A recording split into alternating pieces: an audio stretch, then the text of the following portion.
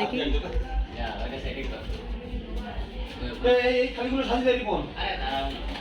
করো। হ্যাঁ এটা হচ্ছে, খুব সুন্দর মেকআপ হচ্ছে, করো। কোথায় হাত দিবা? ভালো করে দাও, নাকে দাও, ঠোঁটে দাও, গালে দাও, গালে ব্লিন্ডার ভালো করে বসাও, গালে দাও। হ্যাঁ এই তো খুব সুন্দর মেকআপ হচ্ছে। কোথা থেকে নিয়েছো মেকআপ? কোথা থেকে মাত্রা নিয়েছো? মাঝে মারবে, তাড়াতাড়ি ঢোকা মাত্রা। আর কি করবা? হয়ে গেছে, ব্যাস স্পর্শ হয়ে গেছে, ও সুন্দর হয়ে গেছে। ও মা কি সুন্দর মেকআপ করেছে আমার বাবাই, খুব সুন্দর মেকআপ হয়েছে, বাহ। হ্যালো বন্ধুরা, গুড আফটারনুন। আমরা সকাল সকাল বেরিয়ে পড়েছি বিয়ে বাড়ির উদ্দেশ্যই। গতকাল যে বিয়েটা ছিল আজই তার বৌভাত, মানে একদিন পরে। তো সেই জন্য আমরা সকাল সকাল বেরিয়ে পড়ছি, তাদের বাড়িতে যাব। আর দেখো বৃষ্টি শুরু হয়ে গেছে, মানে কি বলবো, এত বাজে একটা ওয়েদার। তো এদের বাড়ি এসে দেখছি বর বউ মানে ভাত কাপড়ের অনুষ্ঠানটা কেবল কমপ্লিট করে খাচ্ছে। তো আমরা এদের অনুষ্ঠানটা দেখে আমরা চলে যাব নিজেদের জায়গা দেখতে, কারণ লোকের বাড়ি তো কোথায় কি কোন জায়গায় শোবো, কোন জায়গায় সাজুগুজু করবো সেটা আমাদের দেখতে হবে। আর আমাদের পুচুন সোনা দেখলে তো কীভাবে সাজুগুজু করলো।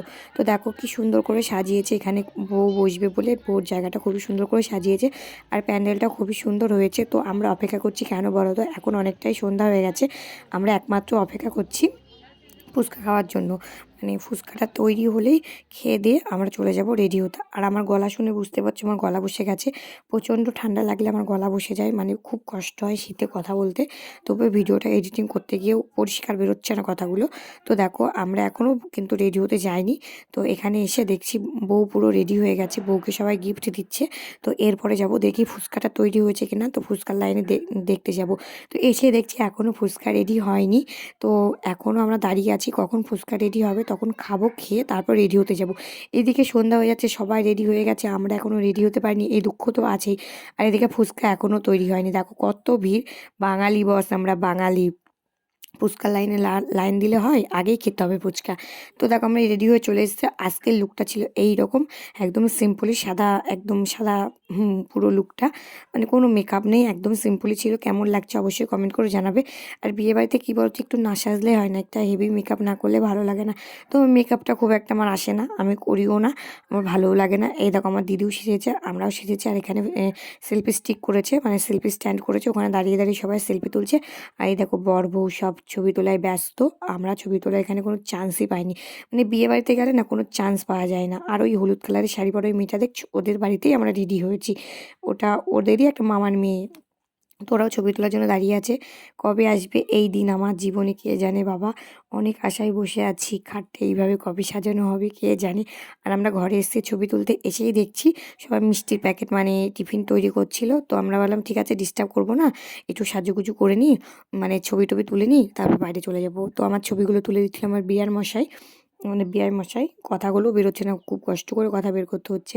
আর এই দেখো কন্যাটি চলে এসছে, আর তত্ত্বগুলো দেখো। আমরা দেখছিলাম কি কি তত্ত্ব এসছে। ওই প্রজাপতি না সন্দেশটা ছিল না, ওটা ভেঙে খেতে গেছিলাম, কিন্তু দেখলাম না খাওয়া যাবে না। আর এত খিদি লেগেছে, দেখো বারবার প্যান্ডেলটা এত ছোট করেছে, 14 বার এসে ঘুরে ঘুরে চলে যাচ্ছি, মানে খাওয়াই শেষ হচ্ছে না। সব ঘাড়ের পর দাঁড়িয়ে থাকে, যেই মাছ পড়ছে তখনই সব দৌড়া দৌড়া চলে যাচ্ছে, মানে এতটা বাজে অবস্থা হয়েছে। আর আমি মানে 3 বার ঘুরে গেলাম এই দিয়ে, খাওয়ার জায়গা আর পাচ্ছি না। দেখো কত লোক ঘোরা আর করে ঢুকে যাচ্ছে, আমরা জায়গা আর পাচ্ছি না। আর এদিকে খিদেও লেগে গেছে, এখন প্রায় 10টার বেশি বাজে, মানে খিদে তো লাগবেই বলো। তো দেখি বিআইকে বললাম যে একটা জায়গা খুঁজো, বসে খাবো, মানে একটা পেলেই হলো। আগে সবাই মিলে বসে খাওয়ার ধান্দা করতাম, এবার একটা সিট পেলেই হলো, যাদের মতো বসে খেয়ে নিতে হবে, মানে নাহলে চান্স পাওয়া যাবে না, এত ভিড়। যেহেতু প্যান্ডেলটা শর্ট হয়েছে না, তার জন্য এই অবস্থা হয়েছে। আর দেখো সবাই কী হারে ঢুকছে, মানে সবাই জায়গা ধরার ব্যস্ত।